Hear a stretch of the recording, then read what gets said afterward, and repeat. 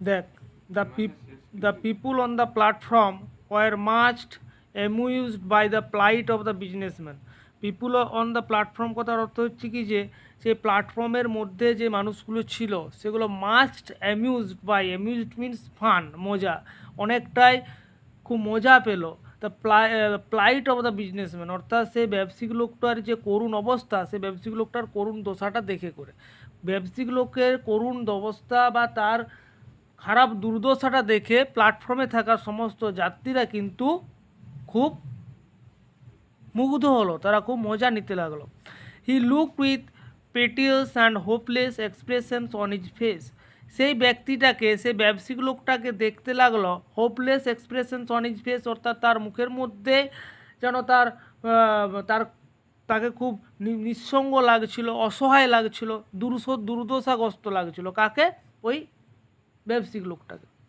Main while, আসলে তখন সেই সময়ে a food vendor means food hawker had come forward, একজন ফল বিক্রেতা তখন সামনের দিকে আসছিল।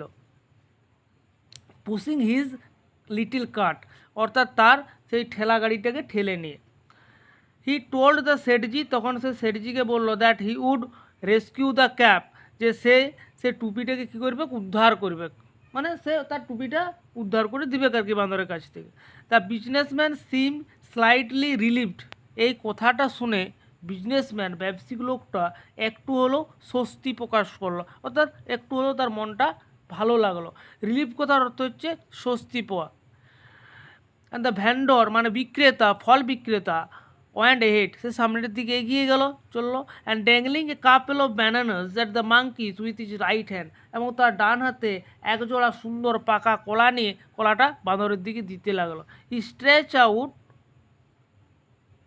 Bananas with his right hand, he stretch out মানে বাড়িয়ে দেওয়া, his left hand for the cap, অর্থাৎ ডাইন হাতে সে একজোড়া কলা লিছে, ফল বিক্রেতা একজোড়া কলা নিল ডাইন হাতে, আর বাঁ হাতে টুপিটার জন্য বাঁ হাতটা বাড়িয়ে দিল।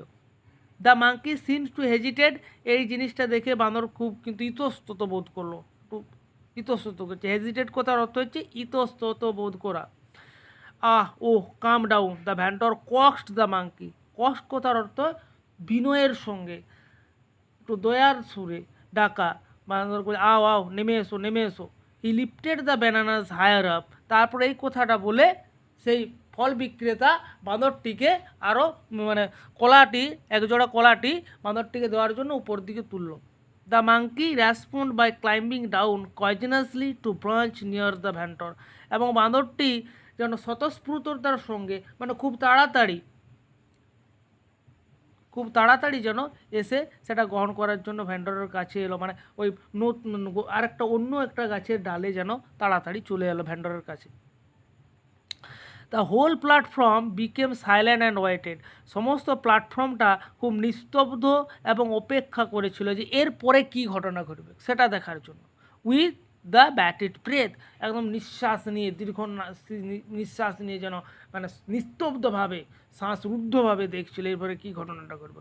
For the impossible to happen, কী অসম্ভব ঘটনাটা, কী অসাধারণ বা অসম্ভব, যেটা কোনোদিন হতে পারে না, এরপরে কী হবে, তাই তো সে অসম্ভব কী ঘটনাটা ঘটবে এটা দেখার জন্য।